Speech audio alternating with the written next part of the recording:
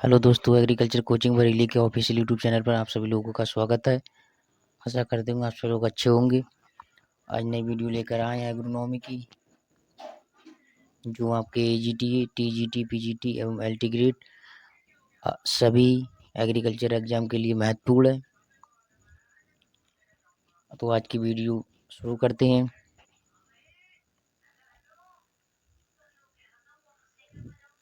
अरंडी किस कुल से संबंधित है? अरंडी किस कुल से संबंधित है? ऑप्शन ए पोएसी से, कंपोजिटी कुल से, यूफोरबिएसी कुल से, लिनेसी कुल से। तो अरंडी आपकी संबंधित है यूफोरबिएसी कुल से, सी उत्तर होगा इसका। MGR1 संकर किस्म किस फसल की है? मक्का की है, ज्वार की है, कपास की है या धान की है? MGR1 संकर किस्म ये धान की है, डी उत्तर होगा इसका। MGR1 पुराना नाम CORH1 है। कभी कभी क्वेश्चन पूछ लेता है MGR1 का पुराना नाम क्या है, धान की वैरायटी का पुराना नाम क्या है, तो आप बताओगे CORH1। यह किस्म जो तैयार हुई थी तमिलनाडु कोयम्बटूर से सन 1994 में विकसित की गई थी।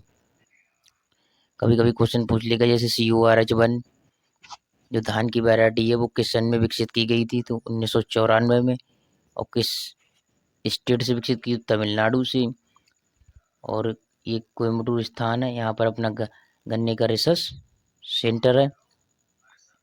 भारत में प्रथम संकर किस्म थी ये, जो भारत में MGR1 जो किस्म थी वो सबसे पुरानी भी थी। तमिलनाडु के कोयम्बटूर में 1994 में विकसित की गई, और जो भारत में धान की प्रथम संकर किस्म थी। तो ऑप्शन इसका होगा डी। मक्का का बॉटनिकल नेम जियामेज।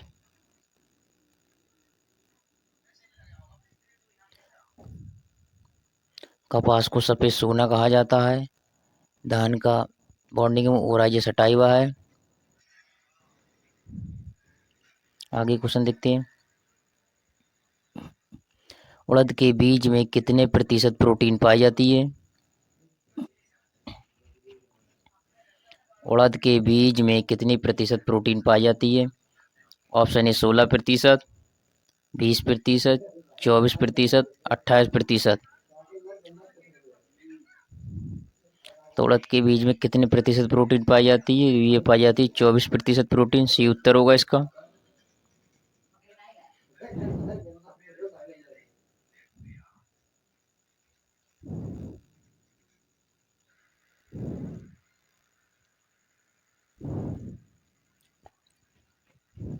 ऑप्शन इसका होगा 24%। उड़द के बीज में जो प्रोटीन पाई जाती है वो 24% पाई जाती है। सनई किस कुल से संबंधित है? पोएसी कुल से है, लेग्यूमिनेसी कुल से है, या यूफोर्बिएसी कुल से है, या मालवेसी कुल से है? तो सनई किस कुल से संबंधित है? तो ये आपकी संबंधित है लेग्यूमिनेसी कुल से, बी उत्तर होगा इसका। ज्वार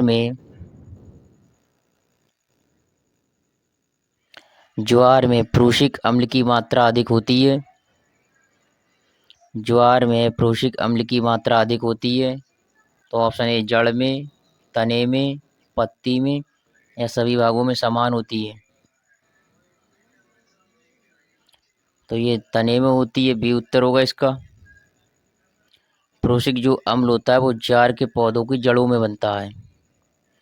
प्रूशिक अम्ल ज्वार के पौधों की जड़ों में बनता है, जो पौधे के ऊपरी भागों में एकत्रित होता है।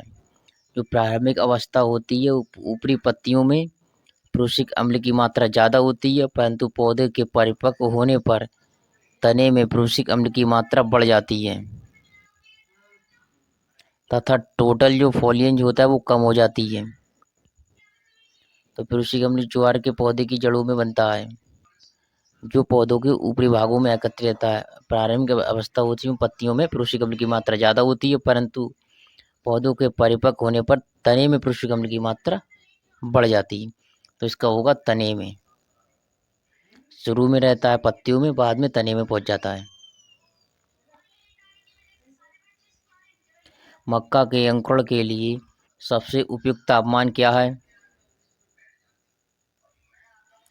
ऑप्शन ए 20 डिग्री, 21 डिग्री, 22 डिग्री, 32 डिग्री।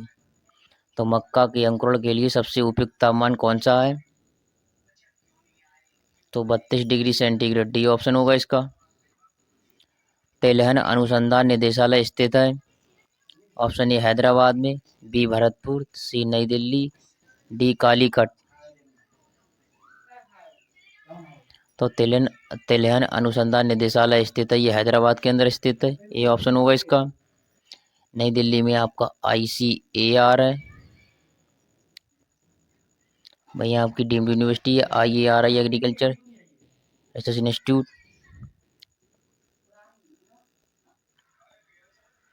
निम्नलिखित में से राइजोबियम की कौन सी प्रजाति सोयाबीन में गांठें बनाती हैं? निम्नलिखित में से राइजोबियम की कौन सी प्रजाति सोयाबीन में गांठें बनाती हैं? Rhizobium leguminosarum, Rhizobium trifolii, Rhizobium meliloti, Rhizobium japonicum. तो राइजोबियम की कौन सी प्रजाति सोयाबीन में गांठें बनाती है? तो ये बनाती है राइजोबियम जोफेनिकम, डी उत्तर होगा इसका। लोबिया की बुवाई हेतु अनुमोदित बीज दर किलोग्राम प्रति हेक्टेयर कितनी रखी जाती है? ऑप्शन ए 15 से 20, बी 20 से 25, सी 25 से 30, डी 30 से 35। लोबिया की बुवाई हेतु अनुमोदित बीज दर किलोग्राम प्रति हेक्टेयर कितनी रखी जाती है? तो ये रखी जाती है 25 से 30 किलोग्राम प्रति हेक्टेयर, सी उत्तर होगा। लोबिया की जो अनुमोदित बीज दर रखी जाती है वो 25 से 30 किलोग्राम रखी जाती है।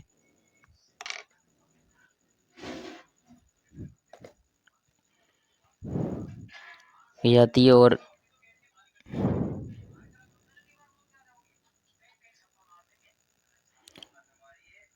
निम्नलिखित में से कौन सी फसल दिवस निरपेक्ष है? ऑप्शन ए धान, बी गेहूं, सी सूरजमुखी, डी मूंग। तो दिवस निरपेक्ष फसल है तो ये आपकी सूरजमुखी है, सी उत्तर होगा इसका।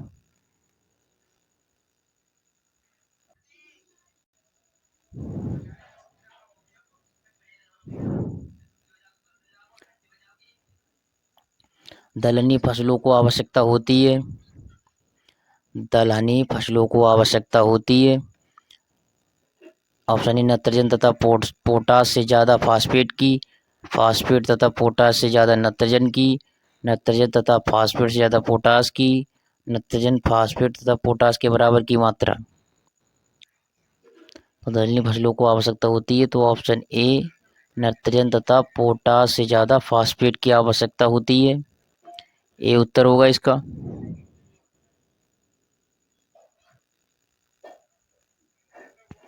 संग्रहण गृह में शीघ्रनाशी कृषि जिनसों के लिए तापमान रखा जाता है -1.1 से 10 डिग्री सेंटीग्रेड, बी 5 से 10 डिग्री सेंटीग्रेड, 3 से 5 डिग्री सेंटीग्रेड, उपरोक्त में से कोई नहीं।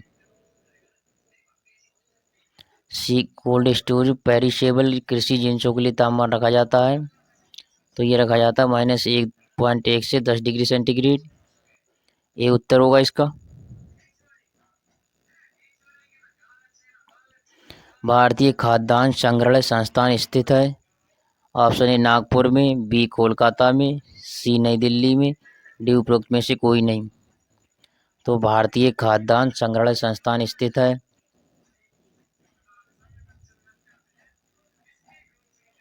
तो उत्तर होगा डी उपरोक्त में से कोई नहीं।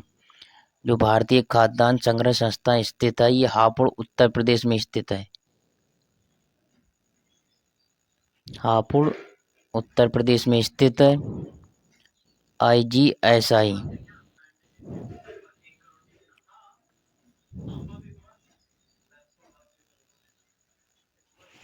कपास की निम्न प्रजातियों में से कौन सी भारतीय कपास कहलाती है?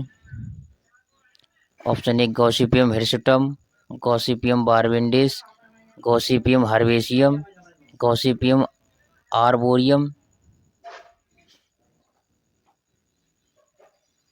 तो प्रजातियों में कौन सी भारतीय कपास कहलाती है? ये कहलाती है गॉसिपियम आर्बोरियम।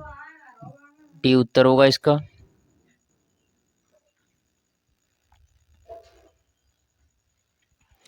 किस फसल में अभी तक संकर किस्मों का विकास नहीं हो पाया है? किस फसल में अभी तक संकर किस्मों का विकास नहीं हो पाया है? ऑप्शन ए जौ, बी मक्का, सी बाजरा, डी कपास। तो अभी तक संकर किस्मों का विकास नहीं हो पाया है, तो ये जौ का ऑप्शन ए इसका उत्तर होगा।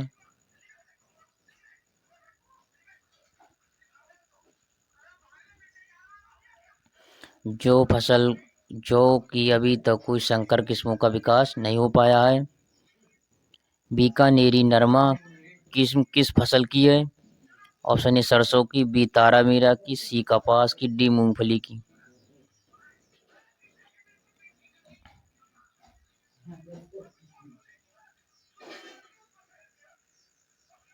बीकानेरी नरमा किस्म किस फसल की है? तो ये कपास की है।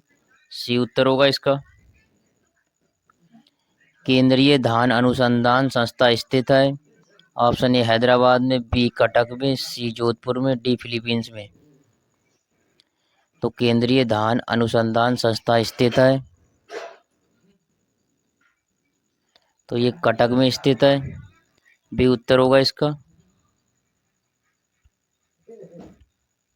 तो इंटरनेशनल अपना फिलीपींस में है। मक्का एवं बाजरा उदाहरण है? ऑप्शन ए स्वपरागित फसल है, परपरागण फसल है, बहुधा पर परपरागित फसल है, या उपरोक्त में से कोई नहीं। तो मक्का एवं बाजरा उदाहरण है, परपरागण फसलों का उदाहरण है। बी उत्तर होगा इसका। संकर मक्का की उचित बीज दर होती है? संकर मक्का की उचित बीज दर होती है? ऑप्शन ए 10 से 15 किलोग्राम, 20 से 25, 30 से 40, 50 से 60। तो संकर मक्का की जो बीज दर होती है वो 20 से 25 किलोग्राम होती है प्रति हेक्टेयर। बी उत्तर होगा इसका।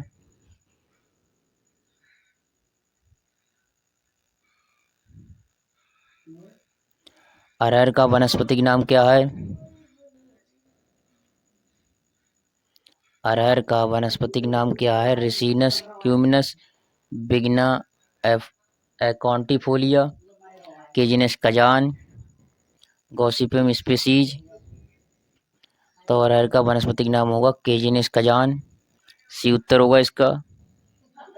गॉसिपियम स्पीसीज ये आपका है कपास का। गॉसिपियम स्पीसीज ये आपका कपास का वानस्पतिक नाम है। सी उत्तर होगा अरहर का वानस्पतिक नाम कैजिनस कजान।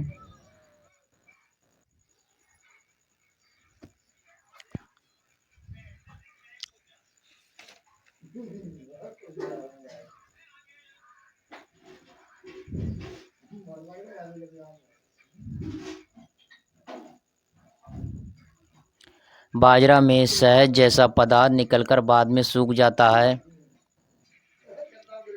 बाजरा में शहद जैसा पदार्थ निकलकर बाद में सूख जाता है, क्या कहलाता है? ऑप्शन ए गेरुई, बी कंडवा, सी अरगट, डी फाइलोडी। तो बाजरा में जो सफ़ेद सफ़ेद पदार्थ निकलकर सूख जाता है वो अरगट कहलाता है। सी उत्तर होगा इसका। राजस्थान के राजस्थान के मुख्य रूप से कृषि जलवायु खंड हैं? राजस्थान के मुख्य रूप से कृषि जलवायु खंड हैं? Option A 3, B 5, C 7, D 9। तो राजस्थान में जो मुख्य रूप से कृषि जलवायु खंड है वो 5 है। बी उत्तर होगा इसका।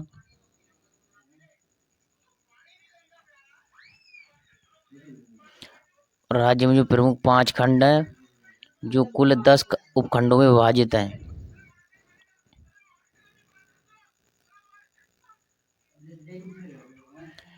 PEHM एक प्रचलित किस्म है? PEH1 एक प्रचलित किस्म है। तो संकर मक्का की, ज्वार की, मोठ की, चावल की।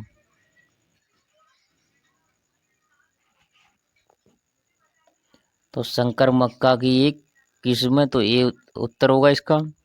PEH1 एक प्रचलित किस्म है, ये संकर मक्का की है। नाइजर फसल संबंधित है। नाइजर फसल संबंधित है।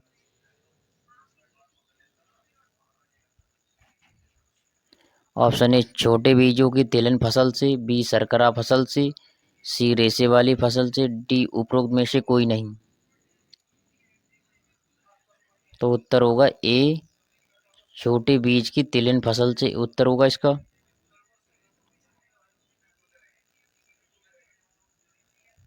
सोयाबीन के बीजों में पाया जाता है।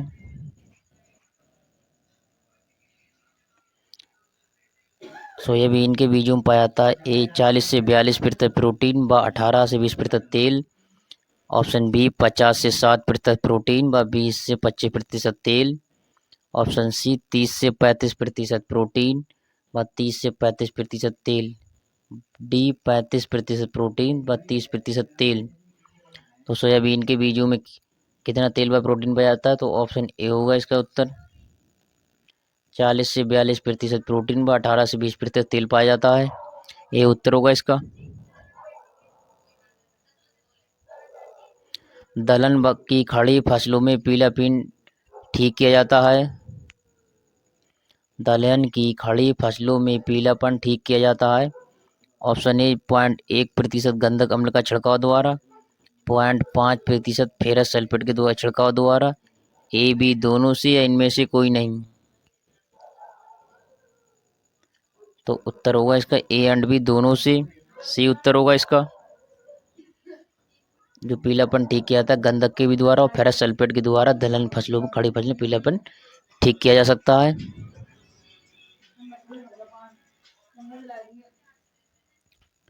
मक्का का पौधा है।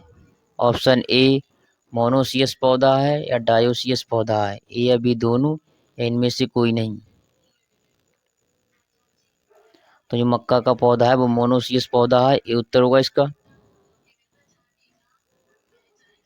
नर एवं मादा पुष्प अलग अलग जगह पर एक ही पौधे पर लगते हैं, इसीलिए मक्का का पौधा द्विलिंगी होता है, इसे बोला जाता है मोनोसियस पौधा या द्विलिंगी। तो ऑप्शन ए इसका उत्तर होगा।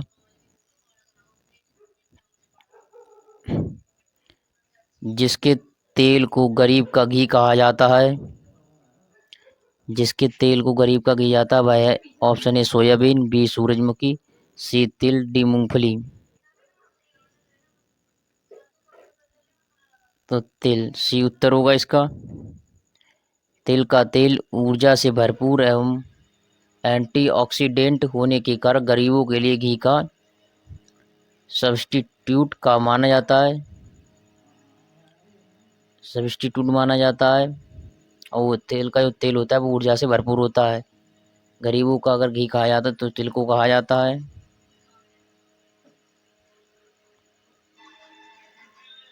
बुवाई की चौपाली विधि किसकी संकर किस्मों के लिए प्रयोग की जाती है? बुवाई की चौपाली विधि किसकी संकर किस्मों के लिए प्रयोग की जाती है?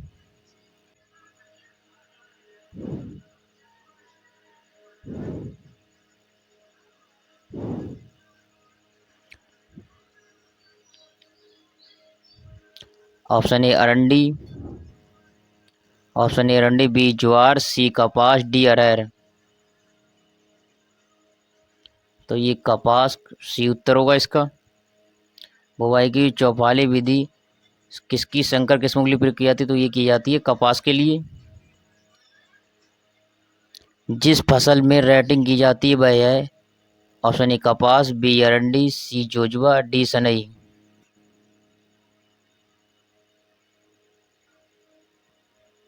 तो डी ऑप्शन होगा इसका, सनई।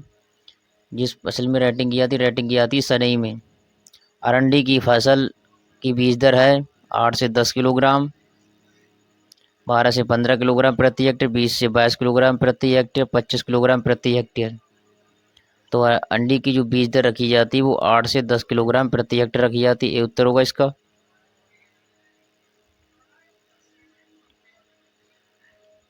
खरीफ की दलहन फसल जिसे शाकाहारी मांस भी कहा जाता है, खरीफ की दलहन फसल जिसे शाकाहारी मांस भी कहा जाता है। ऑप्शन ए उड़द, बी मूंग, सी अरहर, डी चबला। तो खरीफ की दलहन फसल को चबला को शाकाहारी मांस भी कहा जाता है। डी उत्तर होगा इसका। लाइनों में बोई जाने वाली तिल फसल की बीज दर होती है 2.5 से 3 किलोग्राम प्रति हेक्टेयर, 4 से 7 किलोग्राम प्रति हेक्टेयर, 7 से 8 किलोग्राम, 8 से 9 किलोग्राम प्रति हेक्टेयर। जो लाइनों में बोई जाने वाली तिल की फसलों की बीज दर होती है तो 2.5 से 3 किलोग्राम प्रति हेक्टेयर रखी जाती है। लाइनों में बोई जाने वाली तिल फसल की बीज दर होती है 2.5 से 3 किलोग्राम प्रति हेक्टेयर।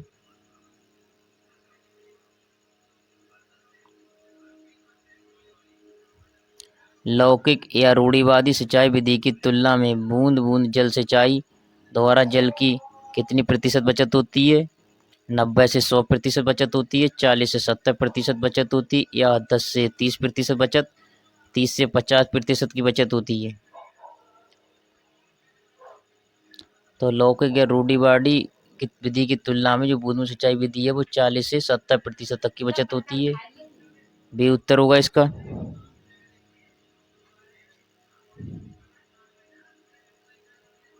आइसोहाइट निम्न में से किसके समान बिंदुओं को मिलाने वाली रेखा होती है?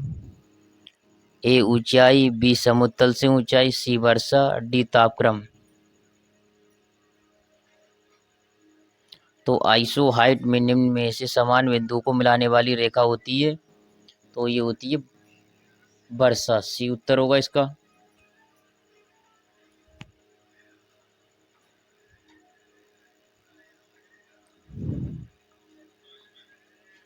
यदि मानसून देरी से आने की संभावना हो तो अनाज वाली फसलों की अपेक्षा कौन सी फसल लेना उपयुक्त होता है? अगर मानसून देरी से आने की संभावना हो तो अनाज में कौन सी फसल लेने उपयुक्त रहता है? तो ऑप्शन ए जड़ उत्पाद वाली फसलें, शर्करा वाली फसलें, दलहन फसलें या सब्जी फसलें। तो उत्तर होगा दलहन फसलें। सी उत्तर होगा।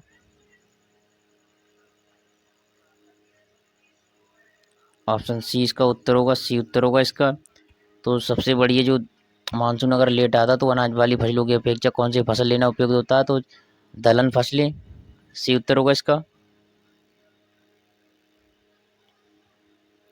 कौन सा मानसून भारत के अधिकांश क्षेत्रों को तर करता है? ऑप्शन ए दक्षिणी पश्चिमी मानसून, बी पश्चिमी विक्षोभ, सी सर्द मौसम की वर्षा, इनमें से कोई नहीं। तो भारत के अधिकांश क्षेत्रों को तर करता है या सभी मौसम, तो ये होता है ए उत्तर दक्षिणी पश्चिमी मानसून। दक्षिणी पश्चिमी मानसून ऐसा मानसून है ये सभी जगह बारिश करता है और पश्चिम वाला सिर्फ ठंड के समय बारिश करता है। भारत के कुछ राज्य जैसे तमिलनाडु एवं जम्मू कश्मीर को छोड़कर अधिकतर राज्यों में दक्षिणी पश्चिमी मानसून जिसे गर्मियों का मानसून भी कहते हैं।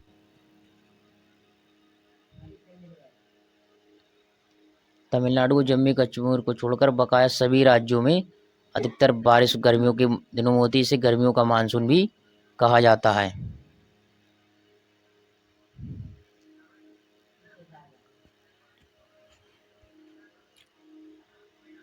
आज के लिए इतना ही। वीडियो अच्छी लगी तो लाइक करें, चैनल को सब्सक्राइब करें, अपने दोस्तों को शेयर करना ना भूलें, इससे इस वीडियो का वो भी लाभ उठा सकें और अपनी तैयारी को अच्छा कर सकें। ये वीडियो EGTA, TGT, PGT सभी एग्रीकल्चर एग्जाम के लिए बहुत ही महत्वपूर्ण है। तो इसे ज़्यादा से ज़्यादा लाइक करें और शेयर करें, अपने दोस्तों को शेयर करें। धन्यवाद।